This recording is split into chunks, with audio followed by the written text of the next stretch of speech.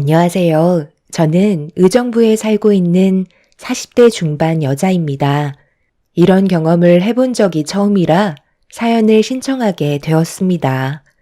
혹시 여러분들께서는 동서지간 사이에 불화가 생긴 적이 있으신가요? 저희는 이번에 돈 문제 때문에 집안이 난리가 난 적이 있었습니다. 시댁 집안의 며느리로 들어온 지 한 13년 정도 된 것 같네요. 결혼 생활하면서 문제되는 건 크게 없었는데 제 밑에 동서가 5년 전부터 사업을 했었는데 상당히 성공적인 결과를 얻을 수 있었어요. 그전에는 일반 회사를 다니면서 월급쟁이 생활을 했었죠. 동서내외가 그동안 힘들게 돈을 모아서 힘들게 사업을 시작했기 때문에 가족 모두 진심으로 잘 됐으면 하는 마음을 가지고 있었네요. 그렇게 모두의 간절한 바람이 이루어졌고 몇 년간은 매출이 저조했었지만 작년부터 꽤 많은 수익을 창출할 수 있었습니다. 시동생은 혹시 모를 일을 대비해 다니던 회사를 퇴사하지 않고 퇴근하면 동서의 사업장에 찾아가 일손을 도왔습니다. 동서가 버는 수익이 눈에 띄게 커지기 시작하자 시부모님께서도 대박 났다며 적극적으로 일손을 도우실 정도로 잘 되고 있었죠. 시동생이 연봉 4천 정도 되는데 동서가 연봉 5천을 넘게 벌고 있으니 둘이 합해서 연 1억 가까이 수익을 올리게 되었고 밀려있던 대출도 눈에 띄게 줄어들고 있었습니다. 그런데 여기서 문제가 하나둘 생기기 시작했어요.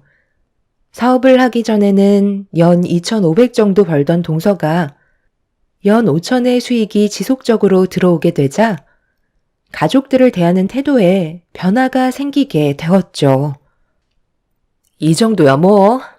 얼마 나오지도 않았는데 오늘은 제가 사도록 할게요. 맛있게들 드셨어요? 다음에는 더 좋은 곳에서 모이도록 해요. 오늘은 다른 날보다 매출이 많이 나왔거든요. 계속 이런 식으로만 지속된다면 저희도 금방 떼부자 되겠어요. 이 사람이랑 함께 버는 돈이 연 1억인데 이 정도 음식값이야. 얼마든지 내줄 수 있죠. 나도 가서 일손을 도와봐서 아는데 쉽게 버는 돈도 아니더구만. 같이 나눠서 내면 되는 걸 혼자 결제할 필요 있니? 있을 때 아껴야 되는 거야. 없을 때 아끼면서 살아왔는데 풍족하게 살고 있는 지금도 아끼라고요? 버는 만큼 쓴다고. 이런 것도 다 능력이 되니까 제가 사는 거죠. 안 그래요, 형님? 돈은 벌 때는 힘든데 쓸 때는 쉽게 나가는 게 돈이잖아. 동서가 가족을 위해 외식비를 지불하고 싶은 마음은 잘 알고 있어서 너무 고마운데 우리가 모임 때를 대비해서 만들어 놓은 회비가 따로 있잖아. 그걸로 충당하면 되니까 혼자서 부담 가질 필요 없을 것 같아. 동서가 매달 월급 받았을 때를 생각하면 피 같은 돈이잖아. 그때는 200 정도 월급을 받았기 때문에 모임 가지는 것도 부담스러워 했었고 회비 내는 것도 꺼려할 정도였는데 그때와 지금은 많이 변하긴 했지만 과거를 되돌아보고 지출 소비를 줄이면 앞으로 더 많은 돈을 저축할 수 있을 거야. 여자가 직원들 월급 주고 시부모님 용돈까지 챙겨드린 뒤 동서한테 돌아가는 연봉이 5천이면 정말 대단한 거잖아. 힘들게 번 만큼 과거에 힘들었을 때를 생각하면서 최대한 많이 저축했으면 좋겠어. 사업장 오픈하는데 대출빚도 아직 다 못 갚았다며. 동서랑 서방님이 앞으로 잘 됐으면 하는 마음에 하는 말이니까 서운하게 생각하는 건 아니지? 오늘 외식 비용은 회비로 지출하도록 할게. 참, 형님이 제 앞에서 그런 말을 하니까 너무 웃긴 거 알아요? 저는 연 5천의 수익을 내고 있는데 형님은 연 3천 정도 된다면서요? 그런데 지금 누구 앞에서 주름을 잡는 거죠? 돈이 있는 만큼 베풀겠다는 거잖아요. 사주겠다는데 꼭 그런 식으로 말을 하셔야 돼요? 하기야, 형님은 워낙 절약하는 인생을 살아오셨고 연봉 5천을 찍어본 적도 없었으니 당연히 손이 작을 수밖에 없죠. 과거를 되돌아보라고요? 그때의 삶이 부족했었으니까 현재에 감사하며 살라고요? 제가 운영하는 사업이 망할 거라고 생각하는 건 아니시죠? 지금 버는 수익보다 더 많이 상승할 테니 제 앞에서 걱정한다는 그런 가식 안 떨었으면 좋겠어요. 재수 씨, 지금 말이 너무 심하잖아요. 이 사람이 음식값 내는 거 부담 주는 게 싫어서 회비로 결제하겠다는 거고, 걱정돼서 몇 마디 해준 걸 가식이라고요? 남편은 동서의 태도에 기분이 많이 안 좋았는지 한 소리 하게 되면서 분위기는 안 좋게 흘러가기 시작했어요. 옆에서 듣고 있던 시동생이 동서의 편을 들면서 형제들의 싸움이 되어버렸고 결국 시부모님 앞에서 안 좋은 모습을 보여주게 되었네요. 다행히도 시부가 중간에서 남편과 시동생한테 그만하라고 목소리를 높이시면서 정리가 되었지만 시동생 내외는 저희를 노려보고 있었어요. 저는 동서가 과거에 돈 문제로 힘들어했던 적을 많이 봤었기 때문에 많이 벌 수 있을 때 최대한 아낄 수 있었으면 좋겠다고 얘기를 해준 것뿐인데 동서는 그런 저를 이해해주지 못했었죠. 걱정도 많이 됐었던 게 매달 벌리는 돈이 눈에 보이니까 그동안 쓰지 못했던 걸 보상이라도 받으려는 듯 상당히 많은 사치를 부리고 있었습니다. 크게 하는 사업도 아니고 몇 년 무사히 넘어갔다고 앞날을 걱정하지 않는 모습이 안타까울 뿐이었네요. 그날 이후 저는 동서가 어떠한 행동을 하던 아무 말도 하지 않고 그냥 놔뒀어요. 본인이 하고 싶은 대로 하게 해줘야 집안에 불화가 없을 것 같아 보였죠. 돈 좀 많이 벌기 시작한다고 오만해진 동서의 모습을 묵묵히 지켜보고 있었어요. 남편도 자기들 알아서 살게 놔두라면서 더 이상 신경 쓰는 걸 원하지 않았습니다. 그런데 몇 달이 지나고 오래간만에 시댁에 모임을 가지게 되었는데 남편과 차에서 내리는 순간 외제차 한 대가 들어오더라고요. 그리고 그 차에서 내린 사람은 다름 아닌 동서애였어요. 상당히 비싸 보이는 외제차에 입이 떡 벌어졌는데 더 큰 문제는 몸에 걸치고 있는 것들이었어요. 온갖 명품을 걸치고 있길래 어떻게 된 거냐고 물어보니 필요해서 구입했다는 말을 하며 저를 위아래로 훑어보고 있었어요. 그러면서 한다는 말이 부러우면 저보고도 필요한 걸 사라고 하는데 너무 어이가 없어서 동서를 멍하니 바라보고 있었네요. 왜 그렇게 쳐다보세요? 제가 또 아무 생각 없이 돈을 흥청망청 쓴 것 같아 그래요? 제 사업 규모가 작다 해도 그래도 사장인데 이 정도는 갖춰야 하지 않겠어요? 그래야 남들이 저를 우습게 안 볼 테고 제 이미지에 타격을 안 받죠. 무조건 아낀다고 해서 좋을 거 하나 없어요. 형님은 이런 거 무서워서 구입도 못하죠? 어쩌겠어요. 살아가는 환경이 다르잖아요. 월급쟁이였을 때는 저도 걸치고 있는 것들 평생 구경도 못 해볼 줄 알았는데 돈이 사람을 바꾸더라고요. 제가 언제 이런 외제차 타보고 명품 걸쳐보겠어요? 잘 벌고 잘 나갈 때 최대한 많이 누려야죠. 대출을 하도 많이 받아서 돈 버는 족족 나가게 생겼지만 지금 이대로면 금방 갚죠. 내 눈으로 보는 것만도 동서 연봉의 배를 넘는 금액을 지출한 것 같은데 이러다 정말 큰일 나면 어쩌려고 그래. 예전의 모습은 하나도 찾아볼 수가 없을 정도로 정말 많이 변한 거 알아? 내가 하는 말을 잔소리로 들으려 하지 말고 동서 현실을 봤으면 좋겠어. 동서한테 들어오는 돈들이 평생 보장이 될 것 같아? 버는 건 때가 있는 거라고. 이런 식으로 사치를 부리다가 자칫 미끄러지기라도 한다면 그땐 이미 후회해도 늦는 거야. 나는 동서가 정말 걱정이 돼서 그래. 영수, 몇 달 만에 얼굴 보는 건데? 너 잔소리예요? 저희가 돈을 많이 벌고 있으니까 배가 많이 아픈가 봐요. 지금은 상황이 많이 달라졌으니 신경 좀 끄세요. 동서내외는 제 말을 무시한 채 먼저 시댁으로 들어가 버렸어요. 그런 모습을 묵묵히 지켜보고 있던 남편도 혀를 차며 걱정스러운 표정을 하고 있었죠.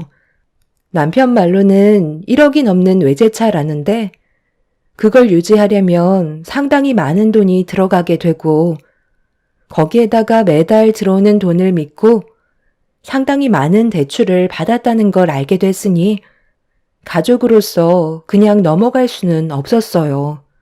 동서내외한테 받은 상처가 많았지만 손윗사람으로서 그리고 동서보다 인생 경험이 많은 저였기 때문에 쓴소리는 해야 되는 게 맞는다고 판단하게 되었네요. 그렇게 저희도 시댁에 들어갔는데 시부모님께서도 몇 달 사이에 동서내외가 바뀐 모습을 보고 당황스러워 하셨어요. 남편은 제가 아무것도 하지 않길 바라고 있었죠. 입 아프게 백날 떠들어봤자 본인들이 직접 경험하기 전까지는 아무것도 알 수 없다며 하고 싶은 대로 하게 놔두길 원하고 있었어요. 남편의 말도 일리가 있었기 때문에 어쩔 수 없이 동서내외를 묵묵히 지켜보고만 있었는데 시부모님께서 많이 불편하셨는지 입을 여셨네요. 너희들이 어떻게 살던 행복하게만 지내면 나는 바랄 게 없다만 지금의 모습을 봤을 때 내가 느낀 건 이건 좀 아닌 것 같다는 생각을 가지게 되었다. 돈을 버는 목적이 뭐야? 다 잘 먹고 잘 살자고 힘들게 땀 흘려 돈을 버는 거잖아? 그래서 둘째 너도 월급 받는 건 한계를 느껴서 사업을 하게 된 거고 힘들게 일해서 끝내 좋은 결과를 가져왔잖니? 거기까지는 정말 마음에 들었었다. 그런데 문제는 네가 지금 하는 행동들이 무리가 있어 보인다는 거야. 먹고 싶은 거, 사고 싶은 거 다 좋긴 하지만 여기서 하나 착각하고 있는 것 같은데 앞으로 쭉 상승세를 유지할 것 같니? 분명 한계라는 게 찾아오겠지. 그때가 되면 다른 방법을 찾아보려 하겠지만 문제는 업종을 변경하려 해도 자금이 부족하게 되면 또다시 대출을 더 받아야 한다는 거다. 평생 빚만 갚다가 세상을 떠나는 인생을 원하는 건 아닐 텐데 너희들이 하는 행동들은 하루 벌어 하루 먹고 사는 그런 삶을 살아가고 있는 것 같아 걱정이라는 거야. 너희들이 지금 걸치고 있는 명품들과 밖에 세워져 있는 고급 외제차는 너희 기준에도 맞지 않는 사치품에 불과하다는 걸 말해주고 싶었다. 부자일수록 오히려 소박하게 없는 듯 지내는 거 모르니? 사람 인생 한 치 앞도 모르기 때문에 부자들은 오히려 최대한 많은 돈을 저축하려고 시간을 사용하지만 너희들은 지금 반대로 하고 있잖니. 오늘 무슨 날이에요?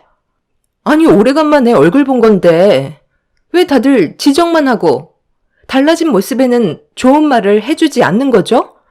이런 쓸데없는 말 들으려고 온 거 아니에요. 그래, 너가 자랑을 하고 싶은 마음 충분히 이해는 하는데 그래도 시부모가 충고를 하면 받아들일 줄 알아야지. 언제부터 시부모 말을 무시하게 된 거냐? 돈이 너희들을 집어삼켰고 결국 뼈 아픈 경험을 하게 될 거다. 아버님까지 그렇게 생각하고 계시는 거예요? 그냥 부럽다, 좋겠다 한마디씩만 하면 되는 거지. 꼭 배 아픈 티를 이런 식으로 내셔야들 해요? 기분만 잡쳤어 정말. 저 그만 돌아가요. 동서내외는 자기들이 알아서 할 텐데 다들 왜 이렇게 오지랖이냐면서 시부모 앞에서 화를 냈어요. 시동생 또한 저희들을 보며 짜증난다고 험한 말을 입 밖으로 내뱉어 버렸네요. 그렇게 동서내외는 과거의 모습은 전혀 찾아볼 수 없을 만큼 변해 있었어요. 남편은 걱정돼서 한 말인데 듣기 싫으면 당장 눈앞에서 사라지라며 큰 소리로 화를 내게 됐는데 그동안의 결혼 생활 동안 그렇게까지 화가 난 모습은 처음 볼 정도로 가족 간의 관계는 정말 좋았었어요. 하지만 그런 과거를 한 번에 뒤집을 만큼 동서내외의 행동들은 잘못된 거였고 서로는 안 좋은 관계로 흘러가 버리고 말았죠. 그날 이후로 서로는 더 이상 연락도 주고받지 않을 만큼 많은 상처를 받게 됐는데 어느 날 저희 가족은 외식을 하던 날 엄청난 사건이 터지고 말았습니다. 기분 좋게 식사를 하던 도중 레스토랑의 문을 열며 들어온 동서내외와 눈이 마주치게 됐는데 저희 가족을 보고도 모른 척하며 다른 자리에 앉더라고요. 남편은 신경 쓰지 말라면서 마저 식사를 이어가고 있었는데 잠깐 화장실을 다녀온 뒤 다시 자리로 돌아가려는 찰나 화장실로 들어가려는 동서와 마주치게 되었고 저희는 몇 초간 서로 눈빛만 주고받다가 저는 무시하고 가려 하는데 동서가 저에게 한마디 하게 되면서 대화를 주고받게 되었네요. 서로 감정이 좋지 않은 상태에서 얼굴을 마주하고 있으니 모든 것들이 불편하게 느껴졌었죠. 형님, 그동안 잘 지내셨어요? 가족들끼리 이런 곳도 오는 걸 보면 그동안 돈 좀 모았나 봐요. 여기 레스토랑이 꽤 비싼 음식점으로 알고 있는데 생활에 지장받으면 안 되니까 몇 달 동안 돈 모아서 오신 거예요? 그런데 시부모님은 빼놓고 오셨나 봐요. 이런 사실을 알면 상당히 서운해 하시겠어요. 돈이 없으니 이해는 하겠지만 그렇게까지 아끼셔서 삶이 좀 나아지셨나요? 오늘은 제가 사업을 시작한 이후 매출이 제일 높았던 날이라 기분 좀 내려고 온 거였는데 여기서 형님을 마주칠 거라곤 전혀 예상하지 못했거든요. 기분 좋은 오늘 분위기 망치고 싶지 않으니까 음식 드시고 싶은 거 마저 드시고 이 카드로 결제한 다음 저한테 다시 주세요. 정말 이런 동서가 어디 있어요? 쓸데없는 잔말 말고 그냥 받으세요. 그리고 먹다 남은 잔반은 싸가는 거 잊지 마시고요. 형님이 제일 잘하는 게 식당에서 남은 음식 싸달라고 하는 거잖아요. 저는 그 말을 형님이 꺼낼 때마다 숨고 싶을 정도로 형님이 너무 창피했었어요. 동서가 나를 그렇게까지 생각하고 있는 줄 몰랐네. 음식 남은 거 싸달라는 게 뭐가 어때서? 내 돈 내고 내가 사 먹은 건데 버리는 건 너무 아깝잖아? 그게 잘못된 거야? 그때 동서가 나한테 뭐라고 그랬어? 정말 알뜰하다며 본받고 싶다고 하지 않았어? 그런데 그 모든 것들이 전부 가식이었던 거야? 그리고 동서가 그동안 나를 어떻게 생각했는지 모르겠지만 나 그렇게 못 사는 형편 아니야. 가족들끼리 레스토랑에 와서 외식할 수 있을 정도의 능력은 충분하다고. 카드는 받을 생각 없으니까 넣어두고 앞으로 시부모님께 어떻게 할 건지 그거나 생각해. 관계 회복이 우선 아니겠어? 그럼 우리 대화 끝난 거지?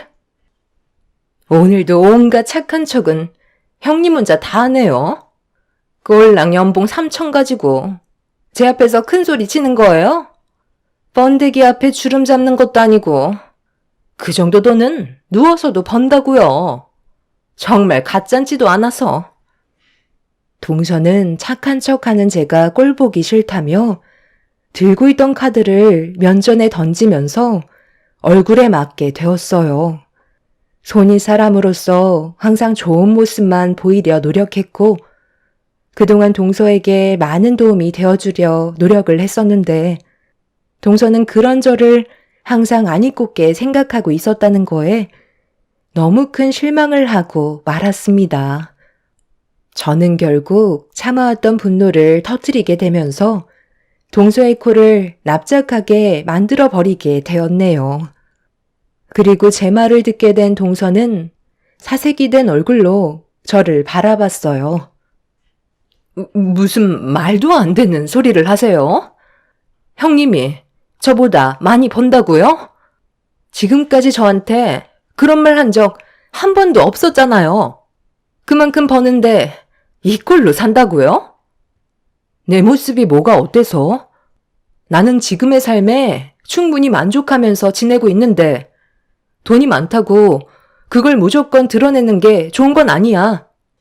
그리고 내가 왜 그동안 숨기고 있었는데 동서랑 서방님이 매달 벌어들이는 월급이 얼마인지 뻔히 알고 있는 상황에서 내가 얼마 벌고 있다고 얘기하면 동서는 기분이 어떨 것 같아? 열심히 살고 있는데 사기가 떨어지겠지? 그래서 지금까지 아무 말도 하지 않았어. 돈을 많이 번다고 해서 온 동네방네 떠들고 다니면 나중엔 주위에 내가 가진 재산에만 눈독 들이는 사람들로 가득 차 있는 거라고. 저번에 한번 얘기했었지? 앞날을 아무도 알지 못하기 때문에 혹시 모를 일을 대비해 최대한 많은 돈을 저축하는 게 좋다고. 그 말을 왜 했겠어?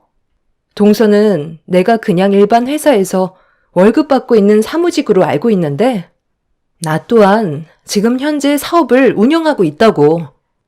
그런데 과거에 크게 한번 미끄러지면서 사업에 지장이 생겼고 꽤 큰 손실을 입게 되면서 적자를 면하지 못했었어. 그런데 내 수중에 돈이 많이 부족하다는 걸 알게 되면서 사업하면서 벌어왔던 돈들을 아끼지 않고 썼던 시간들이 너무 후회가 되더라고. 그때 내가 한 푼이라도 더 모아두었다면 사업을 운영하는데 도움이 많이 됐었겠지. 내가 먼저 걸어왔던 길이었기 때문에 동수한테 조언을 해줬던 거고 내 말에 귀 기울여 줄 거라 믿고 있었어. 하지만 단 한 번도 내 말은 들어주려 하지 않고 오히려 잔소리로 생각하는데 무슨 말을 더 하겠어? 동서가 지금 버는 돈이 많다고 생각하는데 절대 많은 돈이 아니고 그 돈은 동서 옆에 평생 머물러 있지 않아. 언젠가 잘못될 수도 있는 거고 그때 돼선 지금 이런 사치들이 후회로 돌아오게 될 거라고.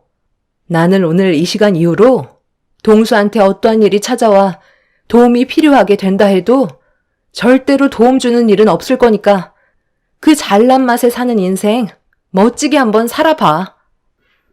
자기보다 돈을 많이 벌고 있다는 걸 믿지 않는 동서한테 지갑에서 그달의 정산 급여 명세서를 보여주며 동서의 얼굴에 던져 버렸네요.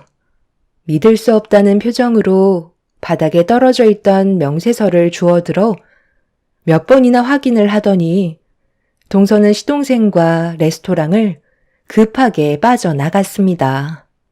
그 장면을 보게 된 남편이 어떻게 된 거냐고 물어보길래 저와 동서가 주고받았던 대화에 대해 알려주게 되었네요. 제가 동서보다 많은 돈을 벌고 있다는 걸 알게 됐다는 사실 때문에 상황이 안 좋게 흘러가게 될까봐 걱정을 하고 있었어요. 그동안 동서 내외에게 숨기며 살아왔었기 때문에 자신들한테 거짓된 행동을 보였다는 거에 기분이 나빴을 거라는 남편의 말이 걱정이 되긴 했었죠. 저는 꽤 오래전부터 카페 사업을 운영하고 있었는데요. 동서내외한테 비밀을 유지했던 건 저희와 동서내외가 계속 비교가 될까봐 조심스러웠던 것뿐이고 알려봤자 좋을 거 없을 것 같아 그동안 카페를 운영한다는 걸 알리지 않았습니다. 관광 명소 근처에 카페가 입점돼 있어서 평일 주말 할 것 없이 꽤 많은 손님들이 찾아주시는데 연 1억 정도의 순수익을 올리고 있는 상황이었죠. 그날 이후 동서내외는 저희들 앞에 나타나지 않았고 시댁에도 오지 않고 있었어요. 전화를 할까도 했었지만 괜히 서로 상처되는 말들을 주고받게 될까봐 조심스러운 부분들이 있었습니다. 어떤 계획을 세우고 있는지 전혀 알지 못하는 상황이라 신경이 쓰였는데 어느 날 시댁에서 시부모님과 시간을 보내고 있을 때 한동안 모습을 나타내지 않았던 동서내외가 시댁으로 들어왔어요. 연락 한 통 없이 오게 된 상황이라 시부모님도 그렇고 저희도 많이 당황스러웠는데 둘 다 얼굴이 반쪽이 되어 있는 상태였네요. 너희들 2번 다시 오지 않을 것처럼 하고 나가더니만 갑자기 찾아온 이유가 뭐니? 안색은 왜 이렇게 안 좋은 거야? 무슨 일이라도 생긴 거야? 어머님, 저 앞으로 어떻게 살아가면 좋을지 도저히 모르겠어요. 그동안 앞만 보며 열심히 살아온 것밖엔 없었는데 저희 사업이 망하게 생겼다고요. 아니, 그게 무슨 말이냐? 사업이 망하게 생겼다니? 여태까지 잘 되고 있었잖아. 언제부터였는데? 일이라는 건 안 풀릴 때도 있겠지만 크게 문제만 없다면 다시 제자리로 돌아올 수 있는 거 아니니? 너희들이 경험이 적어서 지금 많이 당황스러워하고 있는 것 같은데 이럴 때일수록 침착하게 해결해야지. 이게 다 형님 때문이에요. 저보다 잘 나간다는 그 한마디에 저는 더 많은 돈을 벌려고 무리하게 대출을 받은 다음 투자를 했는데 저희 돈을 들고 잠적해버려서 지금 사기치고 도망간 그 사람들 잡지 못한 상황이에요. 엎친 데 덮친 격이라고 사업에까지 지장이 생기게 되면서 직원들 월급에까지 구멍이 나게 되자 하나둘 떠나버리면서 지금은 사업 운영이 중지가 되어 버렸어요. 형님이 저한테 급여 명세서만 보여주지 않았다면 이렇게까지 안 좋은 상황은 오지 않았을 거라고요. 형님을 뛰어넘으려다가 이 사달이 난 거잖아요. 그러니 책임지세요. 저희가 받은 피해에 대해 전부 보상을 해주셔야 되겠어요. 뭐라고? 동서가 잘못된 판단으로 저지른 일들인데 그걸 왜 내 탓으로 돌려? 동서가 결정해서 움직인 거고 나한테 단 한 번이라도 상의한 적 있었어? 사업 확장을 위해 투자를 결정했다면 나한테 한 번이라도 물어볼 수 있는 거 아니었어? 동서는 내가 벌어들이는 돈에 눈이 멀어 앞뒤 안 가리고 행동해서 얻은 결과를 나한테 뒤집어 씌우려는 거야? 너무 어이가 없어서 지금 무슨 말을 해야 할지도 모르겠다. 어머님, 저희 먼저 들어가 볼게요. 동서 얼굴 보고 싶지 않네요. 형님, 정말 죄송해요. 제가 그동안 잘못된 길을 걸어온 것 같아요. 아시잖아요. 저 힘들게 이 자리까지 올라왔어요. 그런데 여기에서 무너져 버린다면 제가 가진 모든 것들을 포기해야 되는 건데 다시 예전으로 돌아가고 싶지 않다고요. 한 번만 도와주세요. 형님은 저를 충분히 도와주실 수 있는 능력이 되시잖아요. 제가 가진 외제차 명품들 전부 다 포기할 수 없어요.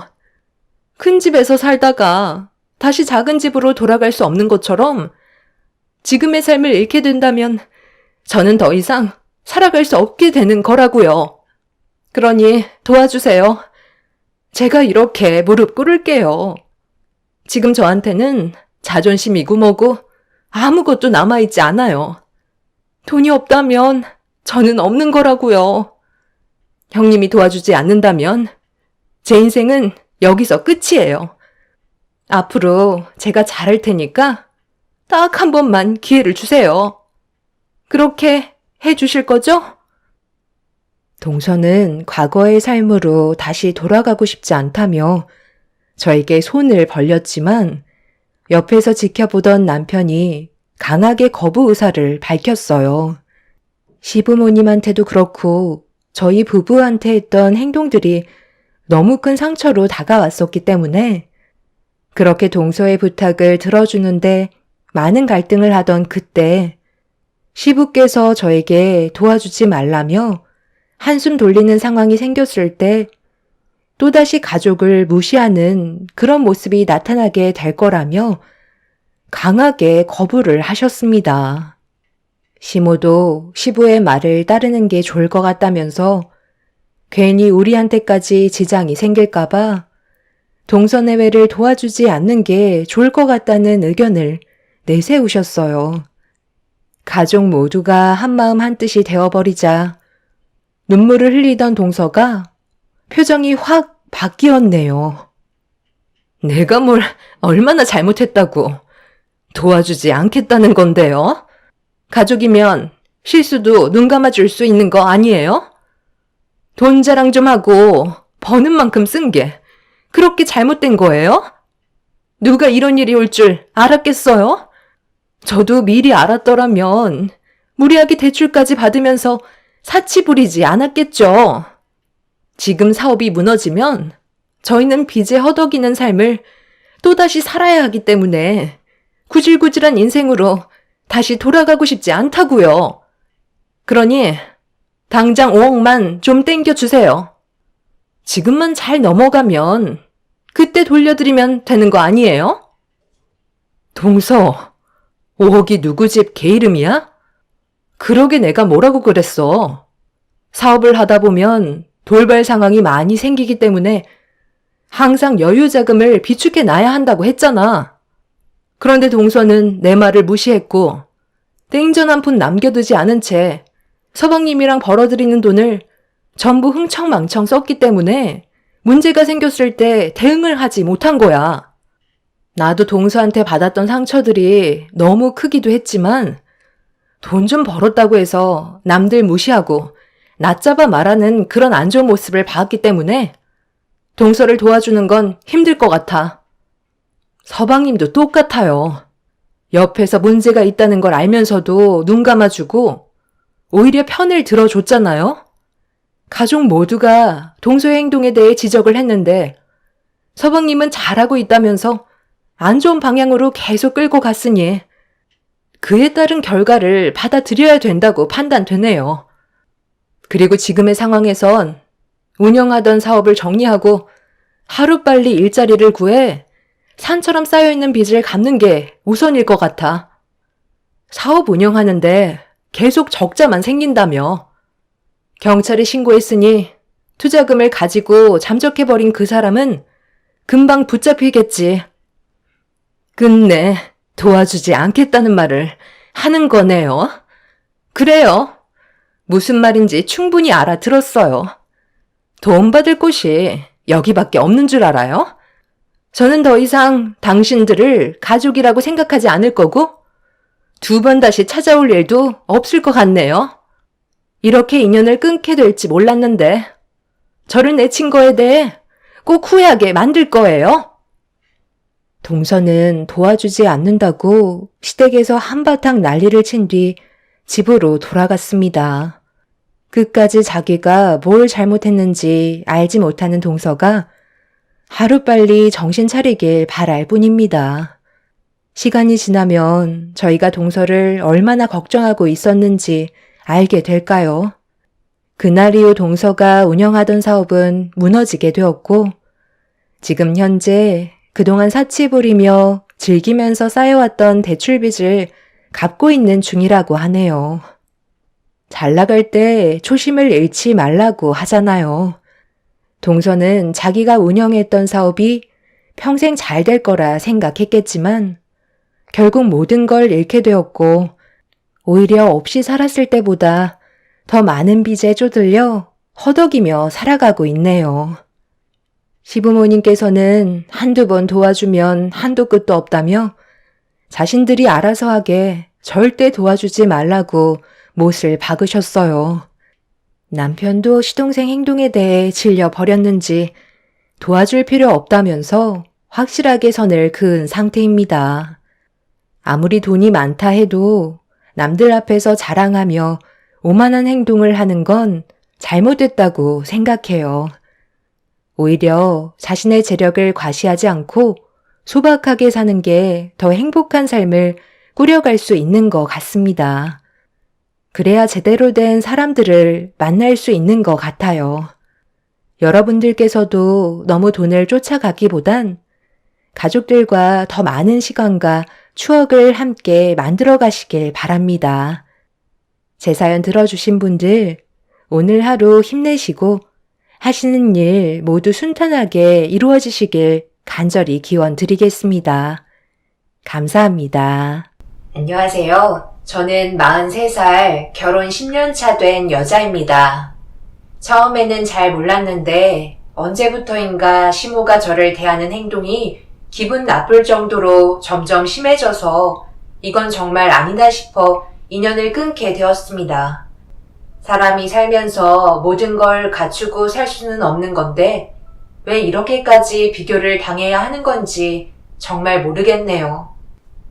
어차피 사건은 터지게 되었고 시모는 용서해달라며 다시 예전으로 돌아오고 싶어 하시지만 저는 여기까지만 하려고요. 더 이상 인연을 만들어 가고 싶지가 않네요. 결혼하고 나서 한 7년 정도는 시댁 식구와 알콩달콩 잘 살아왔었습니다. 그런데 어김없이 주말만 되면 시댁에서 함께 모여 저녁 식사하던 도중 이런저런 대화를 주고받다가 도련님 결혼 문제가 또다시 거론이 되기 시작했고 분위기는 어두워졌네요. 민성아, 너는 정말 결혼할 생각이 없는 거야? 이러다 애미 세상 떠나면 그제서야 결혼할래? 생각이 없는 거니? 아니면 여자가 없는 거니? 사지 멀쩡한데 왜 여자가 안고 있는지 엄마는 전혀 이해할 수가 없다. 데려오기라도 좀 해봐라. 인연이 없는 걸 왜 저한테 뭐라고 하세요? 저는 결혼 안 하고 싶어서 이 세월 동안 혼자 살았겠어요? 기다려보세요. 언제까지 기다려야 하는 건데? 그러지 말고 엄마 말대로 한번 신청해보자니까. 요즘 그걸로 많은 사람들이 결혼한다더라. 싫어요. 그런 식으로 만나는 건 원하지 않는다고요. 제가 생각하는 인연은 그런 게 아니에요. 갑자기 어디에서 나타날지 모를 첫눈에 반할 수 있는 그런 여자를 원한다고요. 결혼정보 회사에서 나오는 여자들이야 거의 다 돈 보고 접근하는 거잖아요. 그래서 싫다는 거야? 그냥 속는 셈 치고 한번 해보자는 거지. 그리고 내가 살짝 물어보니까 학벌 좋고 능력되고 지방까지 좋으면 가만히 있어도 여자가 한 트럭은 달라붙는다고 하더라. 이번 기회에 여러 명 만나보는 것도 좋을 것 같은데. 얘, 너는 어떻게 생각하니? 결혼정보회사에 등록시키는 거 좋을 것 같지? 내가 믿을 만한 곳을 알아놨거든. 저도 잘은 모르지만 그런 곳에서 결혼한다는 말은 들었던 것 같아요. 상황이 안 되면 알아볼 수는 있겠죠? 그래, 맞아. 너는 지금 상황이 별로 안 좋잖아. 회사 일도 바빠서 여자 만날 시간도 없는데 이럴 때 기회를 잡는 거지. 시모는 갑자기 결혼정보회사에 대해 소개하기 시작했고 도련님은 자신이 원하는 만남은 아니었는지 꺼려하고 있었어요. 하지만 끈질긴 시모는 결국 도련님을 설득하게 되었고 결혼정보회사에 등록 절차를 밟게 되었네요. 시모의 집안 같은 경우 시부께서 사업을 꽤 크게 하시고 그 밑에 남편이 함께 일손을 돕고 있어요. 그리고 도련님의 경우 명문대를 졸업하고 대기업에서 근무를 하고 있습니다. 시부의 사업이 도련님과는 맞지 않는다며 이어받을 생각이 없는 것 같았어요. 그래서 남편만 시부의 길을 따라가게 되었습니다. 그리고 저는 남편과 일적으로 자주 만나게 되는 일이 생기면서 마음이 맞아 결혼하게 되었고, 시부모님께서는 일에 책임감을 가지고 집중하기 위해서는 배우자가 옆에 있는 게 좋을 것 같다며 저와의 인연을 허락해 주셨습니다. 그때까지만 해도 시모는 정말 마음이 넓고 배려가 많으신 분이셨어요. 저를 딸처럼 생각해 주시면서 많은 것들을 신경 써 주셨죠.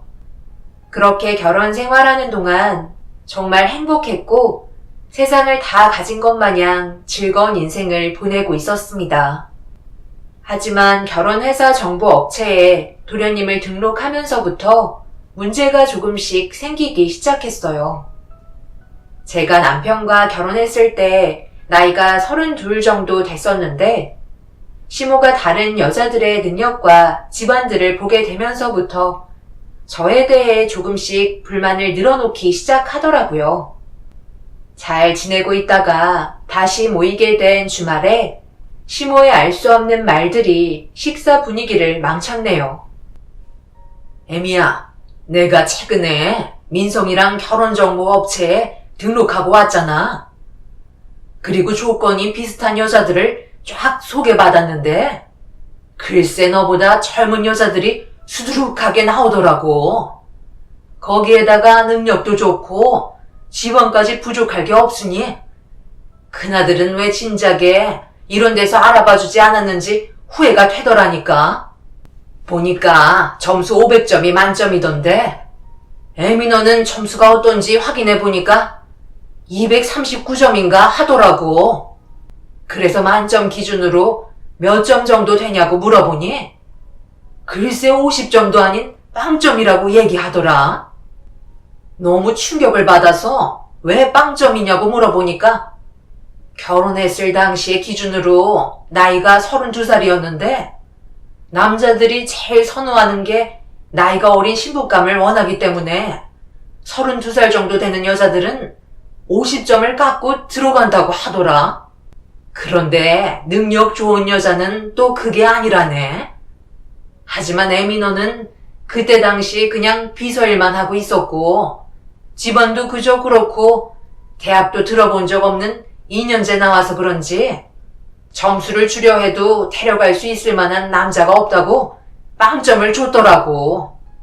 솔직히 얘기 듣고 너무 놀라기는 했지만 그렇다고 후회한다는 건 아니니까 심각하게 듣지 말고 그냥 재미로 봤다 생각해라.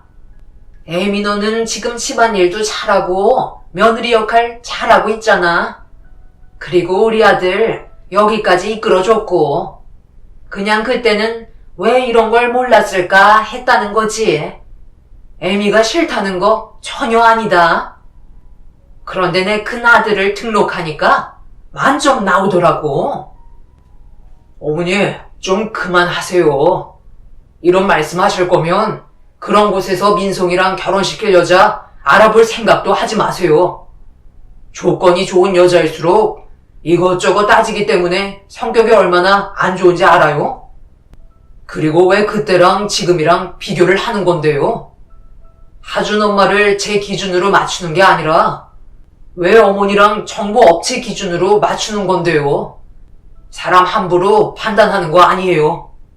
가축도 아니고 사람을 등급으로 기준을 정하는 게 현실성에 떨어진다고요. 그리고 조건이 좋은 여자일수록 뒤가 구리다는 거 제가 그동안 사회생활하면서 많이 봐와서 알아요. 나중에 다 뒤에서 호박씨 까던데요. 그런 업체에 입만 살았지 실질적으로 중요한 얘기는 절대 꺼내지 않을 거라고요. 자기들도 돈 벌어야 하는데 흠집난 걸 얘기하겠어요?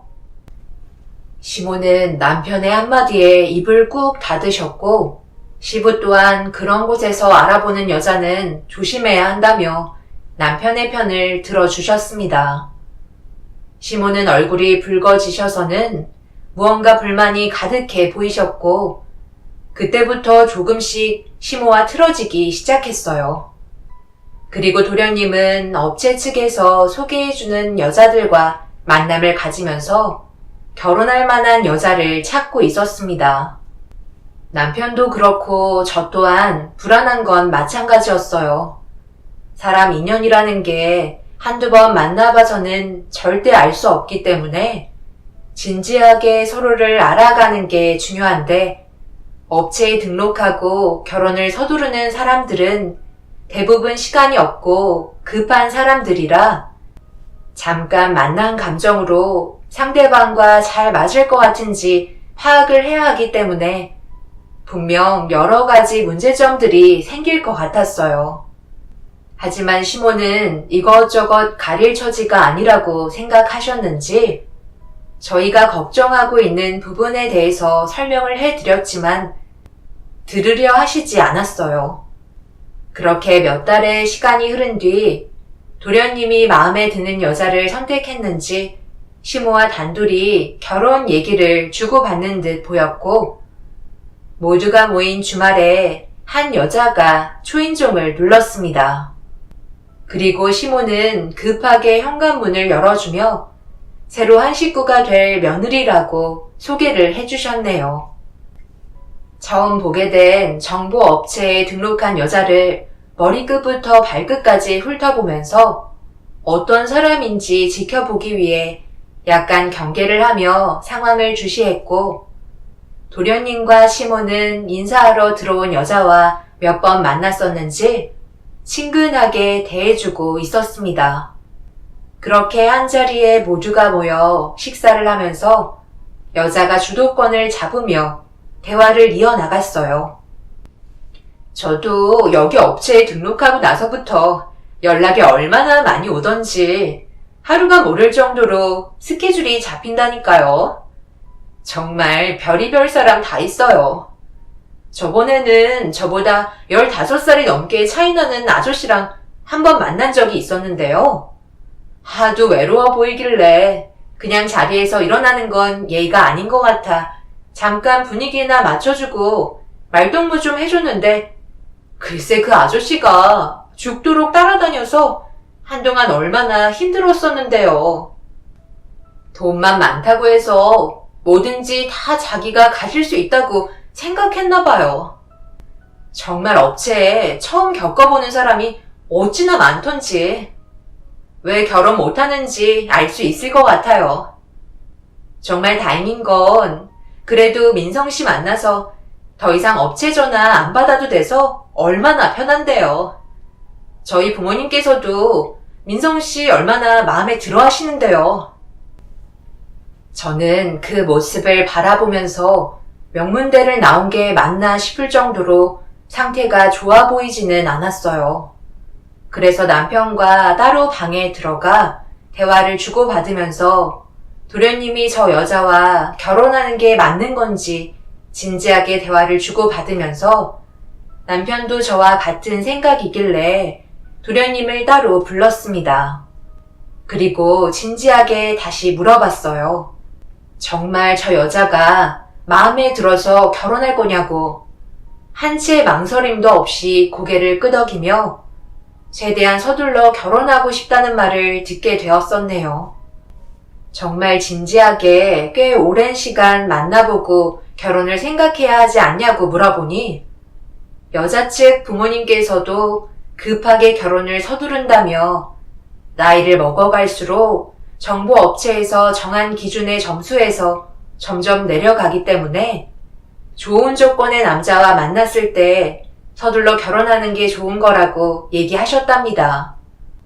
불안한 마음 어쩔 수 없었지만 둘이 좋다는 거 무작정 말린다고 해결되는 문제도 아니라서 방에서 나가는 도련님을 더 이상 말릴 수도 없었네요. 남편과 저는 한숨을 내쉬며 다시 식사 자리에 앉았는데 시부께서 시모를 따로 부르셨어요. 그리고 잠시 뒤 서로 싸우시는 목소리가 주방에까지 들려오기 시작했고 남편은 당황했는지 급하게 방문을 두드리면서 무슨 일이냐며 두 분의 싸움을 진정시키려 하자 시모가 문을 박차며 방에서 나오시더니 시부에게 언성을 높이며 화를 내셨네요. 그래서 지금 반대하겠다는 거야? 내 아들이 좋다는데 당신이 뭔데 반대를 해? 그러다 두 번 다시 여자 못 만나서 평생 혼자 살다가 고독사로 세상 떠나면 당신이 책임질 거야?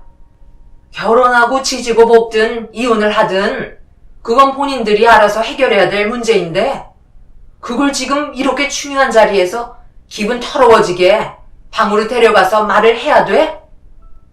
새벽같이 음식 준비하고 최대한 나는 좋게 보이려고 노력하고 있는데 당신은 민성이를 위해서 뭘 해줬어? 아무것도 하지 않았으면서 왜 큰 소리야? 그럴 거면 당신이 민성이 짝 좀 찾아주던가. 뒤에서 입만 나불거리면 다 되는 줄 알아? 한 번만 더 그 입으로 나한테 이래라 저래라 한다면 지금보다 더 난리칠 테니까 그런 줄 알아. 내가 이래서 황혼 이혼하겠다는 거야. 도대체가 마음에 드는 구석이 하나도 없어. 늙으면 혼자 살아야 한다는 게 여기서 나오는 거야. 부부는 일심동체 아니야? 정말 못났다. 시모는 그동안 목소리를 높이며 시부와 싸운 적이 없으셨어요.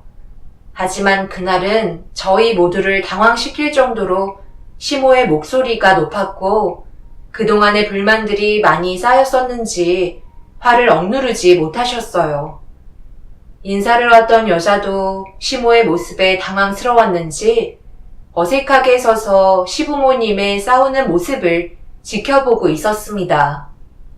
결국 시부는 속 터진다는 한마디 하시고 방으로 들어가셨고 시모는 그 여자의 손을 잡더니 시부에게 노망난 노인네 말 귀에 담지 말라며 주방으로 데려갔어요. 저희는 그 모습을 지켜보고 있는데 앞으로 무언가 알 수 없는 엄청난 것들이 온 가족을 덮칠 것 같은 안 좋은 느낌이 들었네요. 그렇게 도련님은 정보업체 여자와 결혼을 하게 되었고 신혼이라서 그런지 깨가 쏟아질 정도로 둘의 사이는 너무 좋았어요. 저희가 생각하고 있던 거와 다른 방향으로 흘러가는 모습을 보면서 잘못 판단하고 있었던 것 같아 미안한 감정까지 들 정도로 서방님과 동서의 사이는 누가 봐도 행복해 보였습니다. 그렇게 잘 지내면서 한 해 두 해 넘어가다 보니 어느새 3년이라는 시간이 흘렀고 매번 오는 명절날 모두가 함께 모여 분위기를 즐기고 있었습니다. 그래도 동서는 며느리로서 최대한 노력하려는 모습을 많이 보여주려 애쓰는 것 같았어요. 제가 두 눈으로 봤을 때는 그렇게 보였습니다. 그래서 시모의 사랑을 한 몸에 받고 있었죠. 동서가 며느리로 들어오면서 바뀐 건 시모가 저를 대하는 행동과 그리고 뭐든지 동서와 함께 하면서 저는 투명 인간 취급하며 대우조차 해주지 않았다는 게 제일 크게 바뀐 점이었죠. 저는 그래도 만 며느리니까 제 위치에서의 역할에 최선을 다했는데 시모는 그런 저를 보며 당연하게 생각하시면서 힘든 일은 뭐든지 저를 시키셨어요. 그래도 누군가는 해야 될 일이니까 불평불만하지 않고 묵묵히 시댁 일을 해왔습니다. 시모에게 불만을 털어놔봤자 좋을 것 하나 없다는 거 잘 알기 때문에 이번 추석에도 저 혼자 명절 음식을 준비하고 있었네요. 그리고 뒤늦게 온 동서는 일손을 돕겠다며 양파를 걷어붙이는데 시모가 갑자기 동서를 부르더니 저보고 들으라는 것 마냥 대화를 주고받고 있었습니다. 너네가 뭐라고 그랬니? 명절날 우리 집에 오면 무조건 주방에 들리지 말고 내 방으로 들어오라고 했잖아. 네가 워낙 바빠서 시간도 잘 못 내니까 대화할 시간이 없잖아. 그런데 오자마자 주방에 들어가면 시엠이랑 누가 놀아줄 건데? 명절 음식은 큰애가 늘 해오던 거라 누가 옆에 있는 것보다 혼자 하는 걸 오히려 편해한다. 그러니까 나랑 시간 보내자. 저를 딸처럼 대하셨던 시모는 더 이상 저를 딸처럼 생각하지 않으셨어요. 그저 명절날만 되면 시댁에서 일해주는 사람으로 여기고 있었습니다. 그런 서운함들이 저에게도 조금씩 쌓이기 시작했었어요.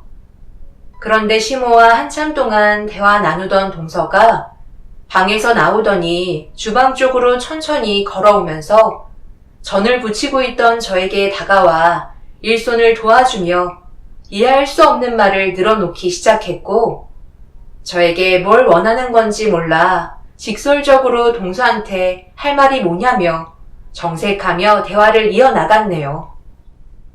형님, 저는 그냥 궁금해서 이것저것 물어본 건데 사람 무한하게 왜 이렇게 정색을 하세요? 저는 알지도 못해요? 동서, 생각을 해봐. 어머님 방에서 몇 시간 동안 나오지 않고 한참 있다가 나와서 다짜고짜 내 앞에 앉더니 아버님과 그이가 하는 사업에 대해 캐물으면 내가 뭐라고 대답을 해줘야 되는 건데? 남자들이 하는 사업을 나라고 알겠어? 궁금한 게 있으면 직접 가서 물어보면 되지. 나한테 와서 사업에 대해 물어보는 이유가 뭐야? 동서 속마음을 알 수가 없네. 솔직히 아버님이랑 아주버님께서는 맨날 붙어 지내시면서 일적으로 얘기하시는데 그이가 뭐가 부족해서 사업을 배우지 못하겠어요. 제가 봤을 때 아주버님보다 민성 씨가 훨씬 더 잘할 것 같은데요? 그래서 이번에 그이도 한 자리 차지해서 미리 준비를 해둬야 나중에 아버님 세상 떠나시면 그이가 물려받을 수 있을 거 아니에요. 어머님이랑 대화 좀 해봤는데 아주버님보다 저희 남편이 훨씬 더 머리도 좋다면서요? 그러니까 지금 대기업 다니고 있죠. 사업이야 어차피 반복되는 직업이니 몸에만 익숙해지면 누구나 다 할 수 있는 거 아니겠어요? 대기업에서 받는 월급보다 많다고 하니까 그 자리를 저희 남편이 들어갔으면 좋겠어요. 그렇다고 아주버님을 내치고 그 자리를 꿰차겠다는 건 아니에요. 서로 상호 직책 위치가 좀 바뀐다고 생각하면 되겠네요. 저희 남편은 앞으로 대표의 위치에 있을 테고 아주버님은 그 밑에 남는 자리 하나 들어가시면 될 것 같아요. 어머님께서도 그렇게 하라고 허락해 주셨고요. 오늘 저녁에 아버님과도 대화 좀 해보려고요. 너무 기분 나쁘게 생각하지 마세요. 사람 사는 인생 원래 다 그렇죠. 서로 뺏고 뺏기는 게 인생 아니겠어요? 동서는 제가 부친 전을 입에 털어 넣으면서 저에게 어이없는 말을 늘어놓기 시작했어요. 슬슬 숨기고 있던 발톱을 저에게 드러내는 것 같았고 동서의 행동에 웃음밖에 나오지 않았습니다. 시부와 남편이 함께 맞춰온 시간을 무시하고 그 사이를 서방님이 들어가도록 하겠다는데 도대체 뭔 생각으로 그런 행동을 하려는 건지 이해할 수가 없었네요. 저는 아무 말 없이 고개를 끄덕이며 알아서 하라고 자리에서 일어나 주변 정리를 하기 시작했어요. 동서는 제가 별 반응이 없자 자기가 무시당한다고 생각했는지 저보고 들으라는 듯 혼잣말을 하면서 자리에 일어났고 기분이 확 상한 저는 동서에게 한마디 했네요. 동서, 지금 뭐라고 그랬어? 명절날 일만 하는 가정부 주제에? 나 들으라고 한 말이야? 동서 지금 제정신 아니지? 지극히 정상이고요. 당연한 걸 얘기했던 것 뿐이에요. 맞잖아요. 제 말이 틀렸나요? 명절날만 되면 주방에서 전만 부치고 있는데 그게 가정부 아니고 뭐겠어요. 허리 하나 피는 것도 눈치 보고 계시잖아요. 이래서 집안 조건이 좋아야 하는 거예요. 동서는 이 집 식구 아니야? 당장 주방으로 들어와서 설거지라도 해. 뒤에서 어머님이 아껴주신다고 완전 개념이 없어졌구나. 저 감당하실 수 있으시겠어요? 어머님, 형님이 저보고 주방에서 설거지 하라는데 일손이 부족한 것 같아서 도와드릴게요. 뭐라고? 네가 왜 주방에서 설거지를 하는데? 당장 나오거라. 어디서 만점 받은 애랑 빵점 받은 네가 지금 급이 같다고 생각하는 거니? 내가 말도 하지 않았는데 감히 설거지를 시켜? 요즘 하는 행동 하나하나 마음에 들지 않더니만 간이 배 밖으로 나왔지? 그럼 저는 이 집의 며느리가 아니고 뭔데요? 동서가 저한테 뭐라고 그러는지 알아요? 명절 때마다 일해주는 가정부라고 저를 무시하더라고요. 동서가 왜 저렇게 됐겠어요?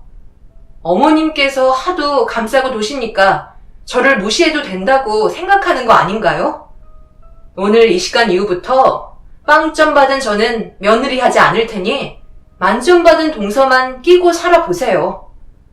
저도 참을 만큼 참았고 더 이상 주방에서 기름 냄새 맡으면서 음식하고 싶지 않네요. 인연 끊으면 누가 손해인지 한번 보자고요. 그 순간 시모는 끓고 있던 수정가에 국자를 집어넣더니 시모에게 대든다면서 펄펄 끓고 있던 수정가를 저에게 뿌리기 시작하더니 대들어보라면서 난리를 치셨습니다. 다행히 몸쪽으로 뿌리지는 않으셔서 급하게 주방에서 빠져나올 수 있었지만 충격적인 시모의 행동은 저를 너무 놀라게 만들었네요. 그때 받았던 치욕은 지금 생각해도 살이 떨릴 정도로 기억하고 싶지 않은 순간이었습니다. 동서가 뒤에서 저를 바라보며 비웃던 얼굴이 너무 화가 났어요. 제가 비명을 지르며 건물 밖으로 나오자 마당에 있던 남편과 시부가 저에게 급히 달려왔어요. 그리고 멀찍이 서방님이 저를 쳐다보고 있었네요. 남편은 제가 몸을 떨며 좀 전에 겪었던 일들에 대해 상황 설명을 하자 화가 머리끝까지 올라왔는지 문을 박차면서 집으로 들어갔고 동서의 한마디에 저희 집안은 쑥대밭이 되고 말았습니다. 결국 남편과 저는 더 이상 시모의 얼굴을 안 보겠다는 마지막 말을 끝으로 시댁에서 나오면서 인연을 끊기로 결정하게 되었어요. 서로 흥분을 가라앉히지 못한 상태에서 집으로 돌아가고 있는데 뒷좌석에 타고 있던 아들이 제 귀에 대고 무슨 말을 속삭였어요. 제대로 듣지 못한 저는 아들에게 재차 물어봤고 아들이 저에게 속삭인 한마디에 경악을 하며 남편에게 아들이 했던 말을 전달해 주었습니다.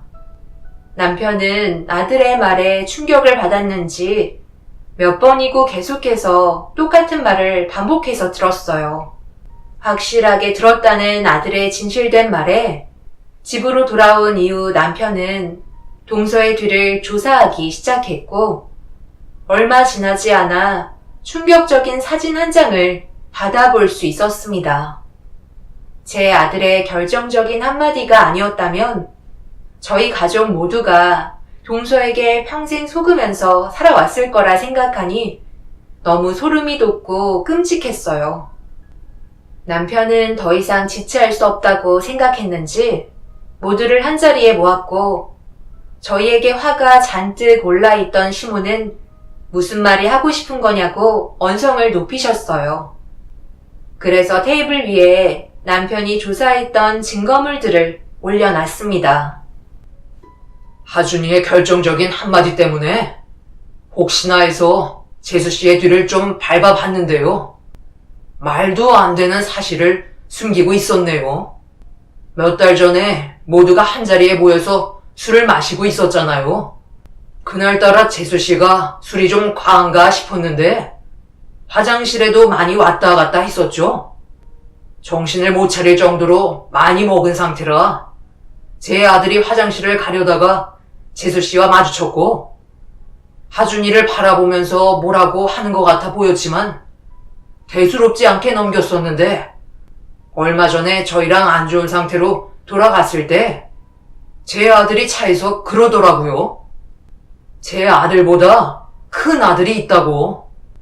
그래서 몇 번이나 재차 물어봤는데 확실하게 들었다는 아들의 말을 믿고 뒷조사를 해봤는데 어느 한 건물에서 정말 하준이보다 큰 아이가 나오더라고요. 그리고는 재수 씨랑 둘이 손을 잡고 데이트를 하는데 그 아이가 재수 씨한테 엄마라고 부르는 말이 고스란히 녹음까지 되었죠. 동서는 테이블에 올려져 있는 사진들을 보며 얼굴이 사색이 되었고 모두를 숨겼다는 사실에 시부와 시모는 경악을 하고 말았습니다. 시모는 업체에서 내민 정보만 믿고 완벽하다고 생각했던 동서에게 엄청난 사실을 숨기고 있었다는 거에 뒷목을 잡고 계셨어요. 서방님도 이런 사실은 알지 못했는지 어떻게 된 거냐고 소리치며 아이의 존재에 대해 묻기 시작했습니다. 그리고 엄청난 사실을 듣게 되었고 저희는 할 말을 잃어버려 눈물을 흘리고 있는 동서를 멍하니 바라만 보고 있었네요. 숨기고 싶었던 건 아니었어요. 하지만 업체 측에서 아이가 있다는 말에 결혼은 힘들 것 같다고 하면서 방법 하나를 알려주었어요. 아이만 없으면 완벽한 조건이기 때문에 숨기기로 하면서 추가적인 요금을 원하시더라고요. 그래서 업체에서 제 정보를 수정했고 그때부터 저와 결혼하겠다는 사람들이 줄 서듯 몰려왔어요. 나이도 30이 넘지 않았던 29살에 집안도 괜찮고 학력도 좋으니 많은 사람들과 선을 볼 수 있었고 민성 씨를 만났지만 제가 원하는 삶은 아니었어요. 그래서 몇 번이고 솔직하게 말을 하려 했지만 제가 겪었던 사정을 얘기하면 결국 이혼을 해야 할 것 같아 숨길 수밖에 없었어요. 동서는 29살 때 35살인 서방님과 결혼을 했지만 3년이 지난 시점에 지금 아이는 벌써 14살이었어요. 32살이 된 동서한테 14살의 아이가 있다는 건 저희에게 엄청난 충격을 안겨주었었죠. 결국 이러한 사건이 터지고 나서 서방님과 헤어질 수 없다며 매달리고는 있지만 현실을 받아들이기에는 모두가 힘들 것 같다고 생각합니다. 더군다나 서방님이 제일 큰 충격을 받았고 시모는 당장 이혼하라며 난리를 치고 있었어요.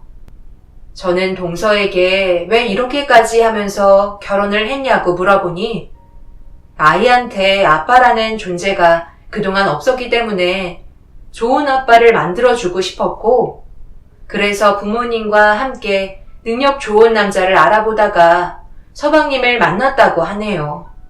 업체 측에서는 결혼 이후 나중에 다 얘기하면 현실을 받아들이고 산다고 얘기해서 정보를 수정했지만 막상 살다 보니 진실을 얘기하는 게 힘들었다며 그동안 저에게 했던 행동들까지 전부 죄송하다고 눈물을 흘렸습니다.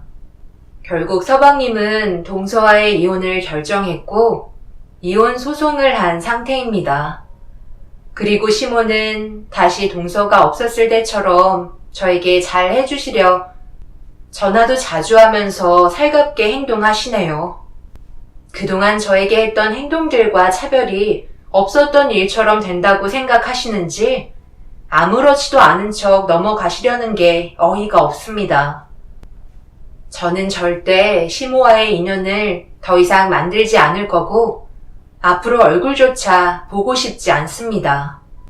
시모는 동서가 신혼이기 때문에 아이를 천천히 가지려 했다고 했는데 지금 생각해보니 동서에게 중학생이나 된 애가 있어서 망설이고 있었던 거였네요. 처음부터 끝까지 모든 게 거짓이었던 동서가 처음부터 모든 진실을 밝히고 접근했다면 아마 모든 삶이 달라졌을까요? 시모와 동서의 행동들이 결국 가족 전체를 찢어지게 만들었네요.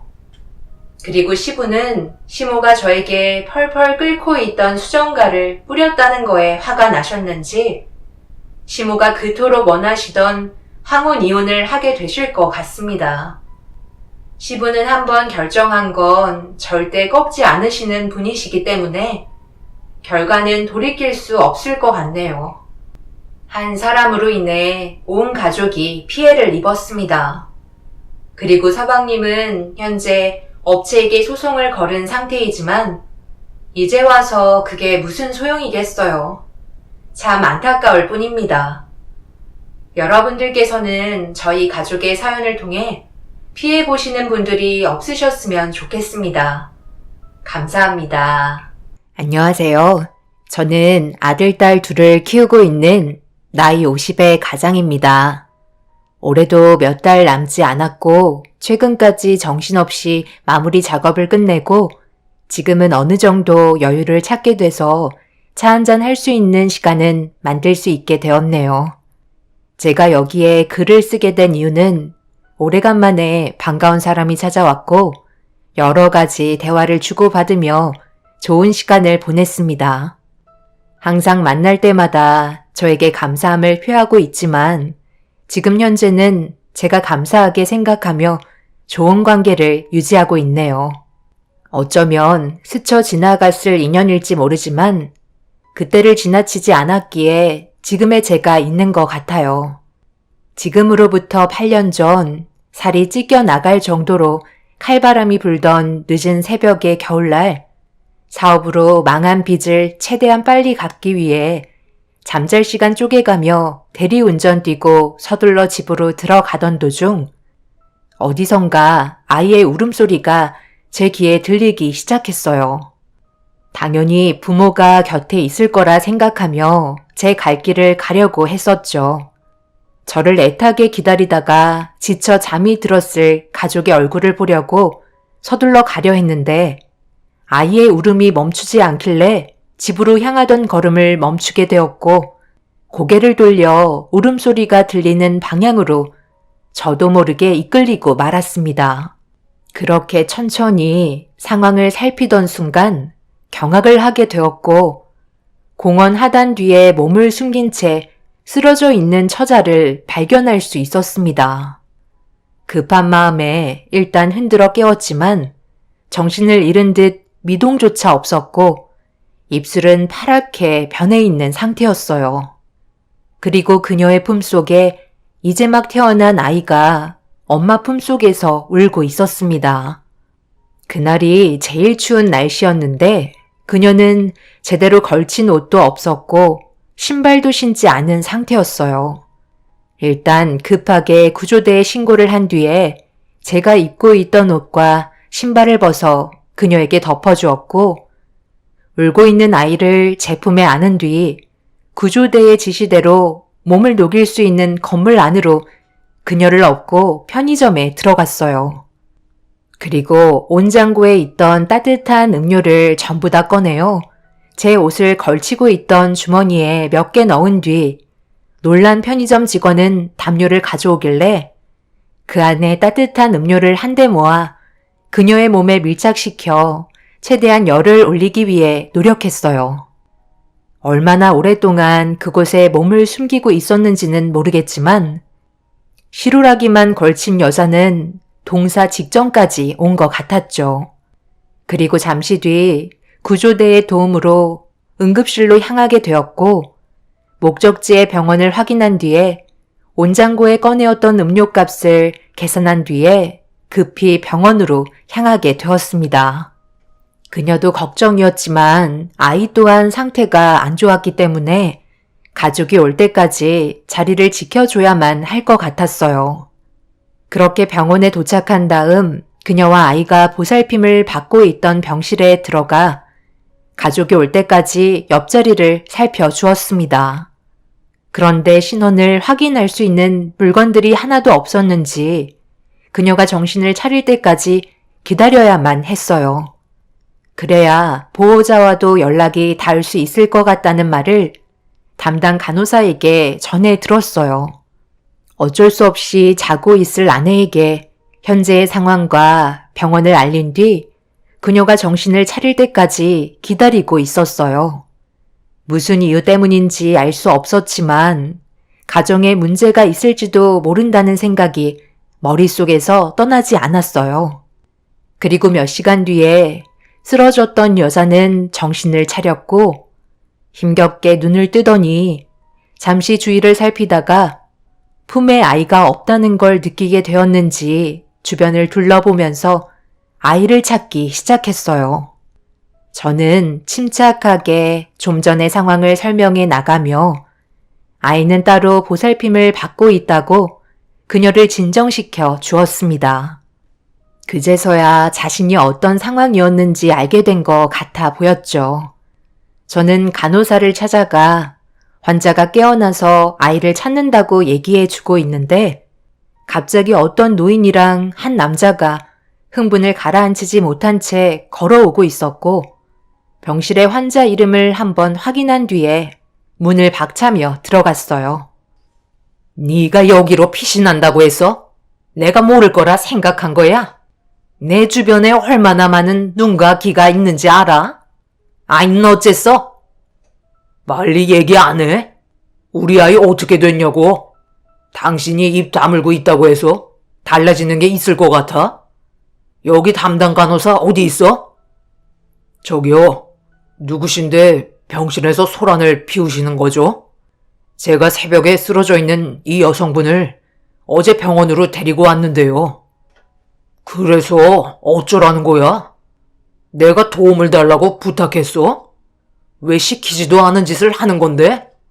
아, 그쪽이 내 마누라 구해줬으니까 금전적으로 보상이라도 해달라는 거야? 그래서 돌아가지 않고 옆에 붙어 있었구먼. 하여간 못 사는 것들이 돈 냄새는 기가 막히게 맡는다니까. 그런데 이거 어쩌지? 나는 그쪽한테 도움을 받았다고 생각하지 않는데 지금 어떤 상황인지도 모르면서 함부로 사람 구해주다가 인생 종치는 수가 있어. 괜히 피해보고 싶지 않으면 당장 내 눈앞에서 사라져. 네가 아무리 뛰어봤자 내 손바닥 아니야. 경찰에 실종 신고하니까 구조대에 보고를 받았는지 우리가 얘기했던 인상착의랑 같은 사람이 병원에 입원했다는 연락을 받았거든. 내 손녀 어디 있어? 빨리 얘기하지 못해? 그녀는 분노하는 눈빛을 보이며 남편이라는 남자와 노인을 쳐다보고 있었습니다. 그리고 잠시 뒤 담당 간호사가 아기를 안고 들어오는 모습을 모두가 보게 되었고 그녀가 간호사에게 자기 품으로 아이를 달라고 재촉하는 순간 노인이 아기를 품에 안았습니다. 그녀는 울부짖기 시작했고 남편과 노인은 신경도 쓰지 않은 채 뒤돌아 밖으로 나가려 하길래 옆에서 지켜보고 있던 저는 병실 문을 닫고 그 사람들을 밖으로 나가지 못하게 막아섰습니다. 남편분은 어이가 없다는 듯 저를 노려보면서 옆으로 밀쳤지만 절대 비키지 않았어요. 아이는 엄마 품에 있어야 한다고 돌려달라고 얘기하자 남자와 노인은 어이가 없다는 듯 혀를 차며 저에게 막말을 퍼붓기 시작했어요. 그리고 그녀는 저에게 도와달라고 눈물을 흘리며 도움을 요청했어요. 남자는 자기를 건드는 순간 돌이킬 수 없는 결과를 가져오게 될 거라며 막말을 퍼부었지만 저는 노인의 품에 안겨있던 아이를 뺏은 뒤에 그녀의 품으로 돌려주었습니다. 남자는 제 멱살을 잡더니 남의 가정사에 함부로 참견하는 거 아니라면서 목소리를 높였네요. 당신 내가 누군지를 알고 지금 개념 없이 설치고 있는 거야? 당신 집안 쫄딱 망하게 해줄까? 어떤 상황인지 알지도 못하면서 그쪽이 왜 설치는지 모르겠는데 생각 없이 오지랖 부렸다가 정말 큰 코 다칠 수도 있는 거야. 내가 경고하는 것도 마지막이야. 제가 그쪽 가정사에 참견할 생각은 없지만 어디까지나 저 여성분의 목숨을 구해준 한 사람으로서 이 자리에 있는 겁니다. 그리고 도움을 요청했기 때문에 제가 내린 판단이 옳다고 생각하는 거고요. 그런데 당신 몇 살인데 지금 나한테 반말하는 거예요? 집안이 얼마나 잘 사는지는 모르겠지만 사람 함부로 판단하지 않았으면 좋겠네요. 일단 병원에서 소란 피우는 것부터가 문제되는 거 알고 계시죠?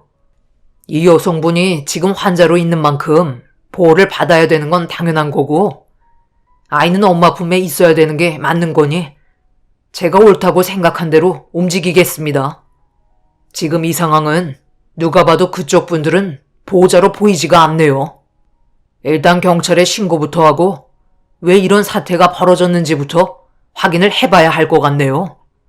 상황을 점점 더 악화시킬 건가요? 아들, 일단 병원에 있는 거 확인했으니까 밖으로 못 나오게 사람 좀 시켜서 감시 좀 붙여라. 그리고 저 사람한테도 사람 붙여서 어디서 사는지 좀 확인해보고, 분명 내 아들이 마지막이라고 경고했는데 무시했지? 뒷감당은 그쪽이 책임져야 할 거요. 남자와 노인은 분노를 억누르며 경찰이 오는 건 껄끄럽게 생각했는지 누군가와 통화를 하면서 병실 밖으로 나섰습니다. 그제서야 한숨 돌릴 수 있었고, 그녀는 저에게 몇 번이나 감사하다며 품에 안은 아이를 보며 눈물을 흘리고 있었네요. 잠시 뒤 아내에게 전화가 왔고 자초지종을 설명한 뒤에 잠시 병원으로 와주길 부탁했어요. 아내도 많이 놀랐는지 서둘러 병원으로 오겠다는 답을 들은 뒤 전화를 끊자 그녀가 제 전화를 쓰길 원하길래 빌려주었습니다. 그리고 수화음에서 들려오는 목소리를 듣자마자 그녀는 눈물을 쏟아내며 서럽게 대화를 주고받았어요. 아마도 부모님인 것 같아 보였습니다. 그렇게 짧은 대화를 끝낸 뒤에 어느 정도 마음이 가라앉았는지 저에게 상황을 설명해 주기 시작했고, 그녀는 많은 고통을 겪고 있었네요. 제일 후회되는 건 좀 전에 난리쳤던 그 사람과 결혼한 게 제 인생이 최대의 실수 같아요. 이런 집안인 줄 알았으면 차라리 그냥 혼자 사는 게 나을 뻔했네요. 처음엔 잘해주더니 결혼하고 나서부터 문제가 커지기 시작했어요. 어머님이 무조건 첫째로 아들을 보길 원하셨는데 임신 6개월 정도 되었을 때 성별을 확인하면서 딸이라는 걸 알게 되시자 딸은 필요가 없다며 뱃속에 있는 아이를 무조건 세상 밖으로 나오지 못하게 하시려고 난리를 치셨어요. 차라리 이혼을 하는 게 좋겠다고 얘기했지만 어머님은 집안에 흠집이 나는 건 원하지 않는다며 이혼을 반대하셨죠. 남편도 어머님의 말이면 무조건 따르는 편이라 뱃속에 있는 아이가 태어나는 걸 원하지 않았고, 저는 이런 집안이랑 더 이상 함께 살아갈 수 없을 것 같아 몸을 피해 다른 지역에서 뱃속에 있는 아이를 보호하고 있었어요. 부모님께서 해외에 계셨기 때문에 감시를 받는 상황에서 공항으로 가게 된다면 붙잡히는 건 시간 문제라 최대한 몸을 숨길 수밖에 없었어요. 그 사람들은 돈으로 모든 걸 해결하려는 사악한 사람들이었죠. 그녀는 뱃속에 있는 아이를 지키기 위해 몸을 숨긴 채 지내다가 출산이 임박해서 산부인과를 찾았고, 그렇게 출산 이후 태어난 아이와 홀로 지내오고 있었는데 남편이라는 사람이 그녀의 카드 내역을 확인하고 산부인과를 찾아가 위치를 확인한 뒤에 집으로 들이닥쳤고, 아무것도 가지고 나오지 못한 상태에서 아이만 안고 도망친 뒤 몸을 숨기던 도중 추위에 떨다가 정신을 잃게 되면서 저에게 도움을 받게 됐다는 사실을 알 수 있었습니다. 그렇게 딱한 사정을 듣고 있을 때 아내가 병실을 찾아 들어왔고 인사를 주고받은 뒤에 저는 늦은 출근을 할 수 있었습니다. 그렇게 회사에 도착해서도 혹시 모를 일들이 생길까봐 중간중간 상황을 보고받으면서 시간을 보냈습니다. 그녀는 해외에서 부모님이 오실 때까지만 보호해달라고 부탁을 했어요. 그래서 저와 아내는 며칠간 교대를 번갈아 가며 그녀와 아이를 지키고 있었습니다. 문제는 그녀의 부모님이 해외에서 일을 하고 계셨는데 아버님의 건강 상태가 좋지가 않아 쉽게 올 수 있는 상황은 아니었기 때문에 시간이 꽤 걸리고 있었어요. 그래도 정말 다행이었던 건 그녀의 시댁 식구들이 더 이상 병원에 찾아오지 않았었고 해외에서 그녀의 어머님이 도착하게 되었습니다. 그녀의 아버님은 건강 상태가 많이 좋지 않아 올 수 없는 상황이라 그녀의 어머님만 오실 수 있었네요. 그렇게 저희한테 감사함을 표하고 나중에 꼭 다시 오겠다는 약속과 함께 연락처를 주고받으며 해외로 떠나게 되었네요. 저희는 한 사람의 인생을 구해준 것 같아 마음이 뿌듯했고 그날 이후 큰 문제 없이 잘 지내오고 있었습니다. 그녀와도 지속적인 연락을 주고받았었죠. 그런데 어느 날 저희 집안에 예상하지 못한 일이 벌어지고 말았네요. 회사에 출근을 하자마자 사장님이 저를 부르셨어요. 무슨 이유인지 알 수 없어 사무실에 앉아 있는데 저에게 커피 한 잔을 내어주며 불편한 얼굴 표정으로 저를 바라보면서 한마디 하셨습니다. 우리 회사 사람들도 자네가 정말 성실하고 착한 사람인 건 잘 알겠지만 그래도 사리 판단은 할 줄 알았는데 왜 그랬나? 사람 일 한 치 앞도 모른다고. 자네 때문에 우리 회사의 계약을 파기하겠다는 통보를 받았네. 이번에 겨우 납품할 수 있는 업체와 계약을 했는데 도대체 이게 무슨 일인가? 자네 밖에서 뭘 하고 다니길래 일을 이렇게 크게 만드는 거야? 우리는 하청업체이기 때문에 무조건 따라야 한다는 거 몰라? 우리 업체와 계약을 해줬던 회사에서 자네 이름을 거론하며 병원에서 꽤 소란스러운 일들이 있었다며 자네가 우리 회사와 정리가 되지 않을 시 더 이상의 계약을 유지할 수 없다는 통보를 받았네. 내가 자네를 왜 받아줬는지 알아? 하던 사업도 망하고 빚도 산더미라 자식들까지 먹여 살려야 될 집안의 가장이기 때문에 사정이 딱해서 나이가 있는데도 받아준 거라고. 그런데 이런 상황을 만들면 어쩌자는 거야? 미안하지만 자네 하나 때문에 우리 회사와 직원들을 굶길 수는 없네. 다른 일자리를 알아보는 게 좋을 것 같으니 우리와의 인연을 여기에서 마무리 짓도록 하지. 내 말 무슨 뜻인지 알겠지?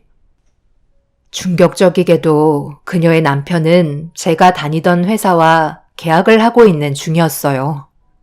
남편이라는 사람은 제 뒷조사까지 하고 있었다는 걸 그제서야 알 수 있었고 부정퇴사라고 억지를 부려봤지만 사장님은 저를 더 이상 받아주지 않았네요.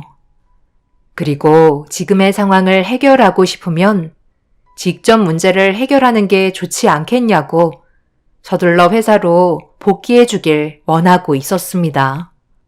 그렇게 한 장의 명함을 건네받은 저는 적혀있는 번호에 전화를 걸었고 기다렸다는 듯 제 전화를 바로 받더니 주소 하나를 불러주면서 얼굴 보고 얘기하자며 전화를 끊었네요. 그렇게 약속 장소로 나가 그녀의 남편과 마주 앉게 되면서 진지한 대화를 주고받았습니다. 내가 생각 없이 그런 얘기를 한 것 같아? 옷 입은 거 보고 나는 딱 알고 있었거든. 우리 회사의 하청 업체라는 거. 유니폼만 보면 어디에서 근무하는지 금방 알 수 있는데 도대체 뭘 믿고 그렇게 설치는 거야? 그쪽 사장한테 들어보니까 사는 게 꽤나 힘들어 보이던데? 이제 어쩌지? 앞으로 내가 그쪽의 인생을 무너뜨릴까 하는데 한두 살 먹은 나이도 아니고 머리가 있으면 생각을 해야지. 왜 이렇게 미련한 행동을 해서 일을 크게 만들어? 남의 가정사에 뭐하러 들어와서 들쑤시냔 말이야. 그쪽 때문에 우리 집안이 얼마나 골치 아파졌는지 알아? 앞으로 무슨 일을 알아보던 그 길은 내가 다 막을 테니까 살고 싶으면 지금 당장 내 앞에 무릎 꿇고 싹싹 빌어보던가. 벌써 나는 그쪽이 어디 살고 있는지 인적사항뿐만 아니라 딸린 새끼들은 어느 학교에 다니고 있는지 전부 다 파악하고 있다고. 어쩔 거야? 용서를 구할 거야? 아니면 당신 집안을 말아먹을 거야? 당장 빚도 갚아야 하는데 자존심이 밥 먹여주는 거 아니야. 내 다리 사이로 기어가면 용서해줄 생각도 있는데 어때? 별거 아니잖아. 당장 가족들 입에 풀칠부터 해야 되지 않겠어? 혼자만 생각하지 말고 당신 뒤에 많은 사람들이 걸려 있다고 생각해. 내가 하청업체 그 사장한테 말한다는 걸 깜빡했는데 그쪽이 그 회사에 나와도 나는 계약을 끝낼 거거든. 내가 갑인데 하청 주제에 뭘 어쩌겠어? 개념 없는 직원 하나 잘못 들어와서 회사 말아먹는 거지. 직원들이 한 50명쯤 되는 것 같은데 당신 때문에 전부 숟가락 빨겠네. 그 사람은 저에게 권력을 행사하고 있었고 제가 가지고 있는 모든 걸 빼앗으려 하고 있었어요. 저와 관련되어 있는 사람들까지 전부 힘들게 할 거라며 저를 점점 구석으로 몰아내고 있었네요. 저희 가족의 인적 사항까지 전부 다 파악해서는 지금보다 더 심각한 행동들도 할 수 있다며 자식들은 건들기 싫다는 말까지 하면서 저를 더 불안하게 만들었고 개처럼 다리 사이로 기어가면서 용서를 구하라는 말과 함께 마지막 기회를 주는 거라고 저에게 선택권을 주었네요. 저는 사람을 구하려 했던 것뿐이고 그 사람이 저에게 도움을 요청했었기 때문에 그냥 지나칠 수 없어서 도와줬던 것뿐이라고 얘기했지만 남자는 넘지 말아야 될 선까지 넘었다고 더 이상의 선처는 없다고 얘기했어요. 제가 용서를 구할 마음이 없어 보인다며 자식들이 있는 학교를 언급하면서 겁을 주기 시작하자 결국 입술을 꽉 깨물며 무릎을 꿇었고 그 남자의 다리 사이로 기어가며 용서를 구하게 되었네요. 2번 다시 남일에 참견하지 않겠다며 분노의 눈물을 흘렸고 저를 내려다보고 있던 그 남자는 자신의 위치가 어디인지 잘 확인해 보라며 평생 바닥만 보고 살라고 온갖 상처되는 말을 퍼부은 뒤 자존심 버림값이라고 제 옷 주머니에 10,000원 한 장을 꽂아 넣어줬네요. 그날 살면서 제일 큰 상처를 받게 되었고 눈앞에서 사라지는 남자를 바라보며 절대 용서하고 싶지 않아 이를 갈았습니다. 하지만 제가 그 사람을 이길 수 있는 건 아무것도 없다는 현실에 한참 동안 가슴을 치며 오열을 했고 너덜해진 상태로 집에 갈 수 있었습니다. 그렇게 그 남자와의 인연을 끝낸 뒤 제가 받은 상처는 그 누구한테도 얘기하지 않았어요. 그리고 다니던 회사에서는 상황 정리가 되었다는 소식을 들었지만 저를 데리고 회사를 이끄는 게 불안하셨는지 저와의 인연을 마무리 지었습니다. 저는 가족을 지키기 위해 어쩔 수 없이 무릎을 꿇게 되었지만 그 아픔은 시간이 지나도 아물지 않았고 괴로운 시간을 이겨내가며 먹고 살기 위해 앞만 보며 달려갔어요. 당장 눈앞에 보이는 빚부터 청산을 해야 했기 때문에 잡생각할 틈도 없었습니다. 그렇게 정신없이 살아가던 도중 가끔 연락이 오던 그녀가 생각이 나서 잘 지내고 있는지 전화를 해봤는데 없는 번호라고 나오더라고요. 여러 가지 상황이 있겠지만 더 이상 연락이 닿지 않는다는 거에 잠시 서운함이 느껴졌지만 금세 털어버리고 본업에 집중을 하게 되었습니다. 그리고 어느 정도 빚을 갚고 있을 때 괜찮은 사업 하나가 떠올라 그와 관련된 일을 하며 많은 것들을 배워나가기 시작했고 다시 사업에 뛰어들었어요. 성공하겠다는 일념 하나로 바쁜 생활을 보내니 어느새 8년이라는 시간이 흘러버렸죠. 큰 성공은 이루지 못했지만 그래도 건물 소독 사업을 소규모로 이끌어가며 안정적인 수익을 만들어가고 있었어요.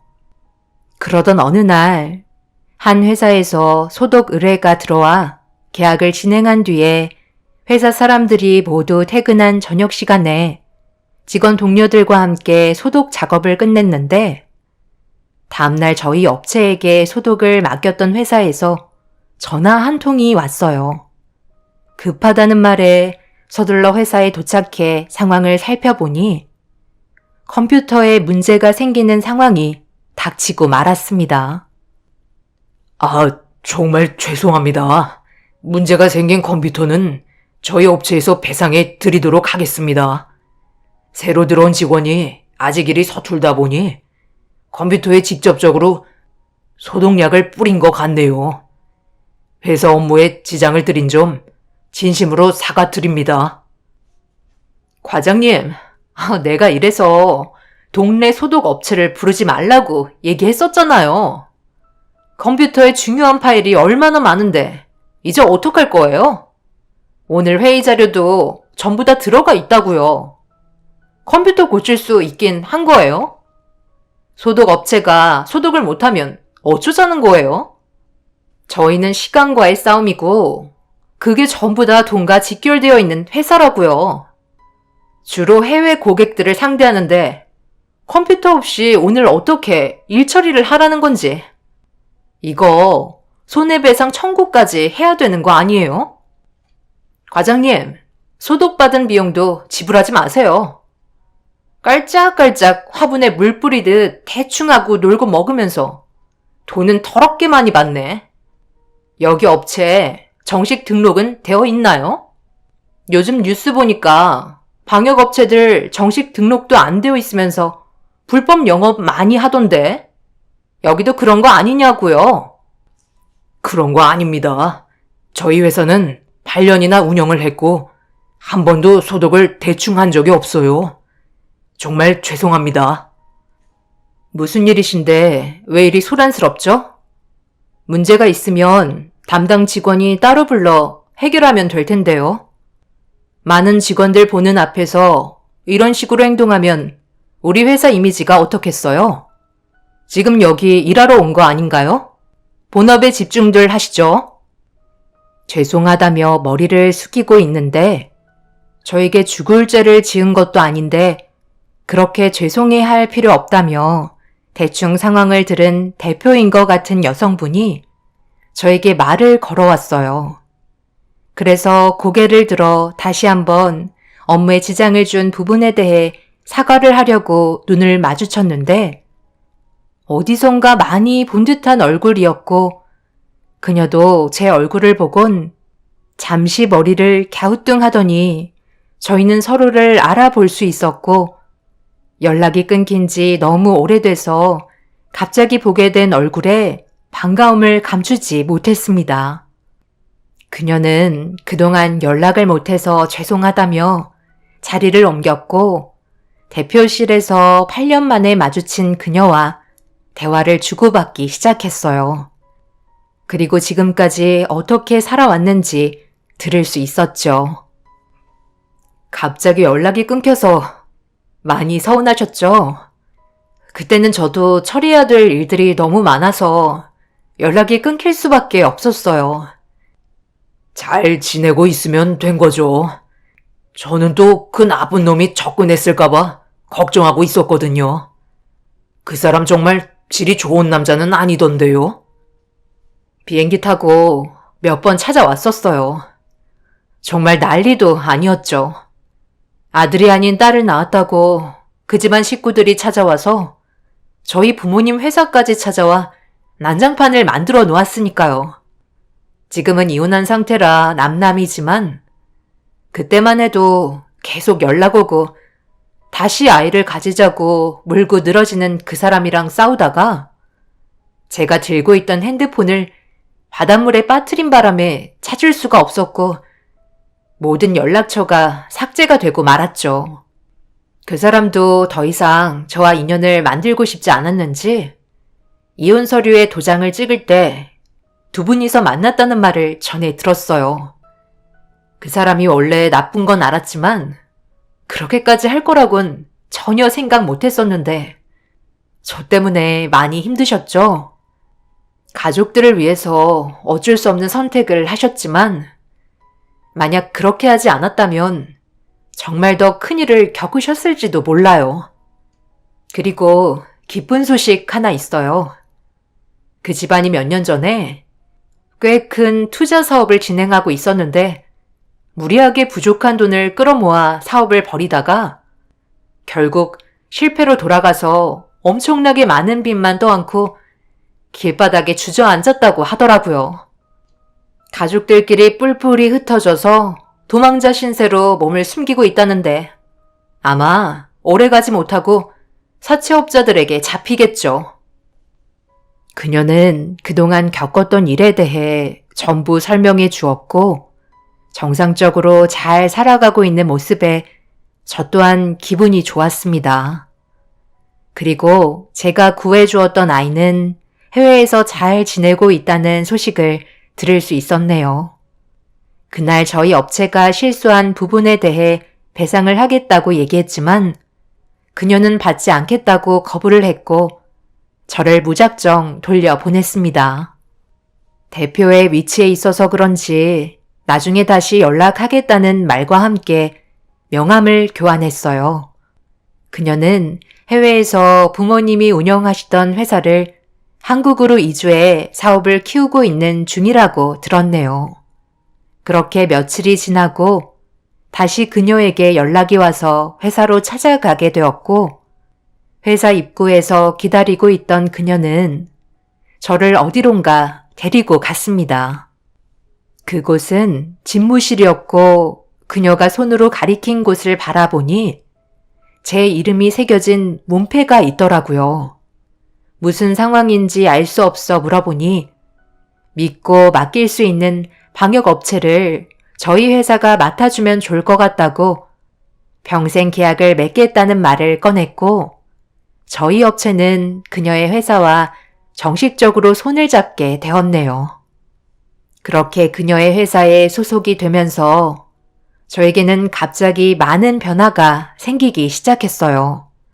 그녀와 관련된 대표님들과 만나면서 사업은 자연스럽게 확장이 되었고 저에 대해 벌써 많은 이야기를 들은 상태였어요. 그렇게 제 삶은 삽시간에 뒤집히게 되었습니다. 분명 기억하고 싶지 않은 여러 가지 상황들이 있었지만 그녀와 제가 서로 만나지 않았더라면 지금의 저는 없었을 거라 생각합니다. 그때의 선택을 후회하지 않고 지금까지 살아왔었으니까요. 여러분들께서도 도움이 필요한 사람들을 본다면 지나치지 마시고 도와주시길 바랍니다. 언젠가 여러분들께 다시 되돌아간다는 걸 제 사연을 통해서 많은 분들이 느끼셨으면 좋겠네요. 감사합니다.